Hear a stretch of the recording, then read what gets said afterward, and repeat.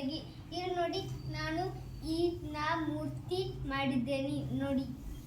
First ಇಲ್ಲಿ ನಿಮಗೆ ಕೆಳಗೆಲ್ಲ ಈ ಥರ ಕಾಣಿಸ್ತಿದೆ ಅಲ್ಲ, ಇದನ್ನ ಮಾಡಿದ್ದೇನೆ ಫಸ್ಟು ಬೇಸಿಕ್ ಪಾರ್ಟು.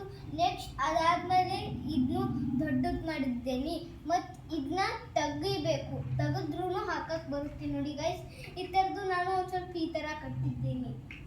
ಇದಂತೂ ಮುಗಿದೋಯ್ತು ಗೈಸ್, ಇದನ್ನು ಬೇಡ ಅನಿಸ್ಬೇಕು. ನಿಮಗೆ ಚೆಂದ ಕಾಣಿಸ್ಬೇಕಂತ ಒಂದು ಸ್ವಲ್ಪ ಇಲ್ಲಿ ಹಿಂದಿಂದ ಮಾಡಿದ್ನಿ ಗಿಫ್ಟ್ ಟೈಪ್ ನೋಡಿ. ಇಲ್ಲಿ ಈ ಥರ ಕಟ್ಟಿದ್ದೇನೆ.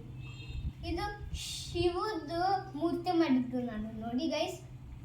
ಇದು ಇರುತ್ತೆ ಅಲ್ಲ, ಅದಕ್ಕೆ ಇದು ನಿಂದಿರ್ಬೇಕಂತ ಮ್ಯಾಗೆ ನಾನು ಈಚೆ ಕಡೆ ಕೈ ಮಾಡಿದ್ದು, ಈಚೆ ಕಡೆ ಕೈ ಮಾಡಿದ್ದು. ಇದು ಹಿಡ್ಕೊಂಡಿದ್ದು ಕೈ ಒಳಗಡೆ ಏನು ತ್ರಿಶೂಲು ನೋಡಿದ್ರೆ ಗೈಸ್.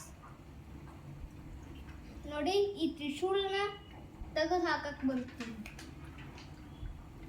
ಹಾಕಿದ ಕೂಡಲೇ ಇದು ನೋಡಿ ಕ್ಯಾಮ್ರಾಮನ್, ಇದು ಇಲ್ಲಿ ಕೈಗಳು ನಿಂದಿರುತ್ತೆ, ಇಲ್ಲಿ ಮ್ಯಾಗೆ ನಿಂತ ಕೂಡಲೇ ಹಾರುದಂಗೆ ಕಾಣಿಸುತ್ತೆ ಗೈಸ್.